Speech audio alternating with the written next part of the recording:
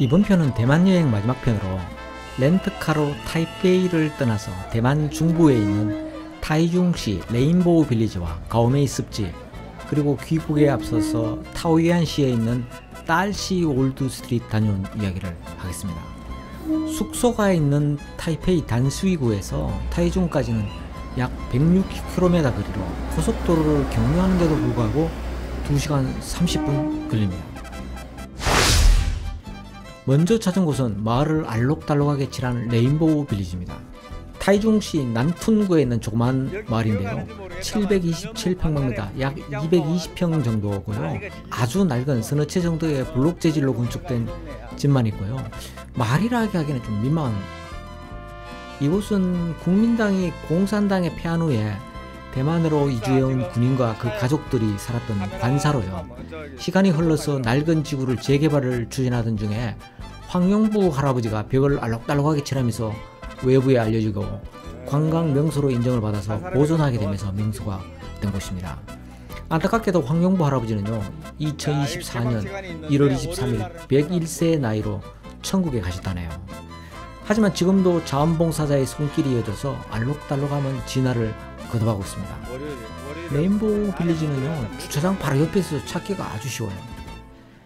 원색으로 칠한 마을 배경으로 인생사진을 담고자 하는 사람들에게는 굉장히 인기 있는 장소이긴 하지만 규모가 작다는 점은 좀 아쉽습니다. 단수리에서 이동한 뒤 이곳을 돌아보면요, 어느새 점심때가 됩니다.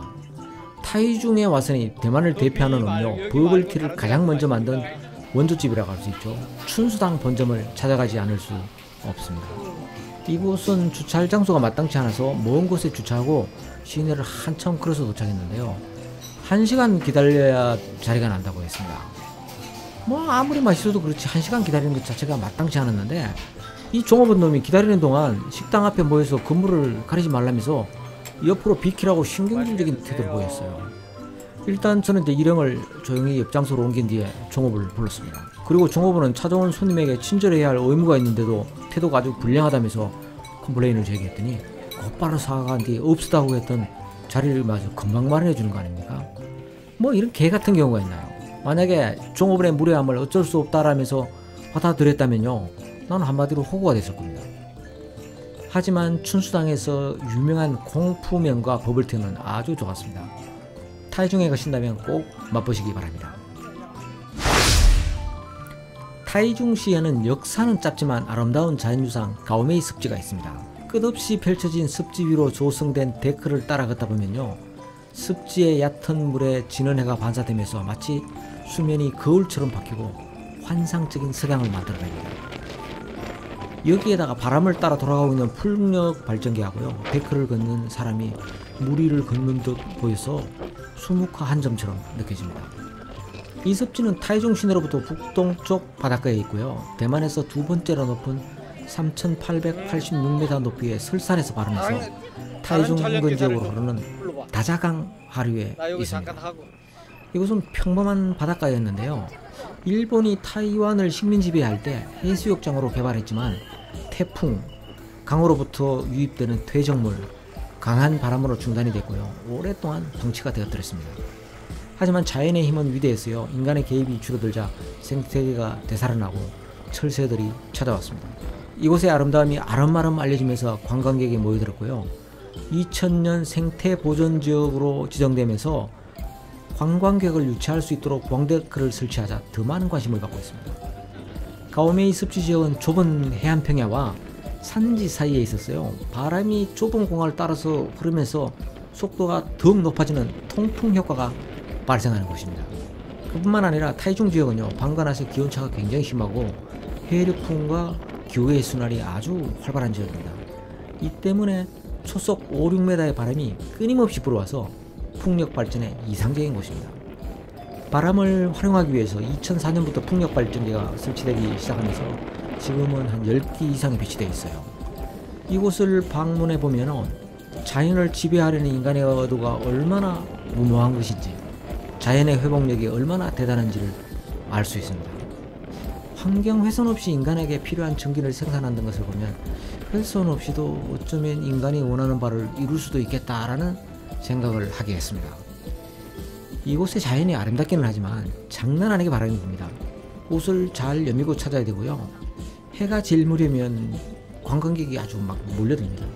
시내에서 약 36km, 차로 한 40분 정도 거리 있기 때문에 미리 찾아가야만 석양을 감사를 할 수 있습니다. 유료 주차장이 많아서 렌트카 주차 문제는 없더라고요. 이날 저녁 여행자들에게 인기 있는 펑지아 야시장을 체험을 계획했는데 연일 이어지는 강행군에 지쳐있는 동료들을 위해서 포기하고 마지막 날 밤 만찬을 위해서 시장을 본 뒤 숙소로 향했습니다. 숙소는 과거에 갤러리로 사용했던 곳을 여행자 숙소로 개조한 것이었는데요. 논 한가운데 있었습니다. 아주 세련된 공간이었고요.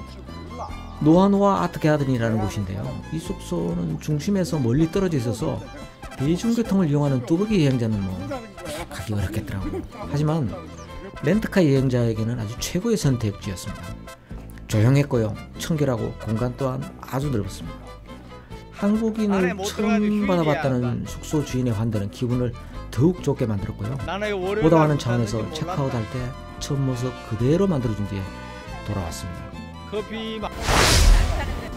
만찬과 기분 좋은 여행을 보낸 다음날 오후에 출발하는 항공기에 탑승하기 전에 마지막 여행지를 찾았습니다. 공항이 있는 타오위안시의 따시 올드 스트리트입니다. 타이중에서 163km, 2시간 걸리는 제법 먼 거리지만요. 어차피 타오위안 공항으로 복귀하는 경로에서 얼마 떨어지지 않은 곳이라서 선택했습니다. 이곳은 일본풍 건물이 이곳저곳 남아있어서 일본의 어떤 전통 마을에 온 듯한 그런 착각을 하게 합니다. 그것도 그럴 것이요. 1895년 일본이 대만을 접수한 다음에 기존의 중국식 건물 대신에 일본과 서양식이 혼합된 붉은 벽돌과 석조 장식을 활용한 건축이 주를 이루는 거리를 조성했기 때문인데요. 물론 대만이 독립하면서 점점 일본 색채가 사라지긴 했죠. 그러나 이제 관광객을 위해서 다시 복원한 겁니다. 대만이 일본을 바라보는 시선은 우리하고 좀 다릅니다. 우리는 강탈당했기 때문에 일본은 세상에 둘도 없는 악의 축으로 보는 반면에 대만은 청일 전쟁에 패한 청나라가 일본에게 양해한 것입니다. 대만인은 지배 세력이 청에서 일본으로 바뀐 것뿐이라고 여기고요. 일본 지배도 역사의 한 조각이라는 생각이 바탕을 이루기 때문에 일본풍 거리를 되살릴 수 있는 겁니다. 우리나라에서는 어림없는 일이겠죠.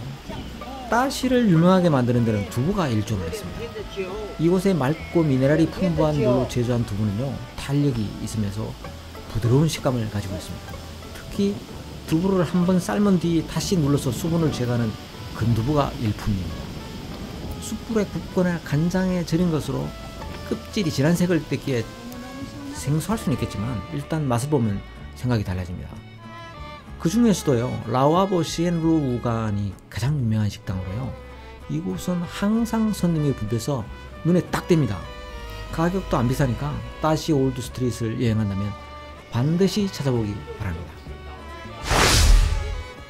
비행기 출발 3시간 전 공항에 돌아가야 되기 때문에 서둘렀습니다. 하지만 첫날부터 말썽이었던 그 렌트카가 끝내 발목을 잡았습니다. 브레이크가 안 들었어요. 그래서 그러는 바람에 가드레일을 충격하는 접촉사고가 나고 말았습니다. 다행히 아무도 다치지 않았다는 사실에 위안을 했고요. 조심조심 운전해서 공항청사에 있는 렌트카 사무실에 차량을 반납을 하면서 문제 있는 차량을 빌려줬기 때문에 여행 내내 어려움이 있었다라고 막 항의를 했더만 차량을 점검해 본 뒤에 문제 있음을 수긍을 하고 수리비는 청구하지 않겠다고 했습니다. 생트집 잡기로 둘째 가라며 서러운 렌트카 업체에서 자신들의 잘못을 인정한 것만으로도 다행이라 여기면서 출국 수속을 마쳤습니다. 그런데요, 가만히 생각해 보니까 이거 수리비 청구하지 않는 것은 너무나 당연하고 오히려 위자료를 청구해야 하는 것 아닌가라는 생각이 떠올랐습니다. 속담에 말 타면 마부 부리고 싶다는 말이 있죠. 접촉 사고 났을 때는요, 수리비 청구하면 어쩌나 걱정했는데 수리비 청구하지 않겠다고 나니까 위자료를 받아야 되는 것 아닌가로 생각이 바뀌는 걸 보면 나는 어쩔 수 없는 속물이죠. 렌트카를 빌리다 보면 이런저런 사연이 많이 발생합니다. 이럴 때 어쩔 수 없다는 생각보다는 적극적으로 대응해야만 손해보지 않습니다. 4박 5일간의 짧은 여행에서나 행복한 시간을 보낼 수 있었습니다.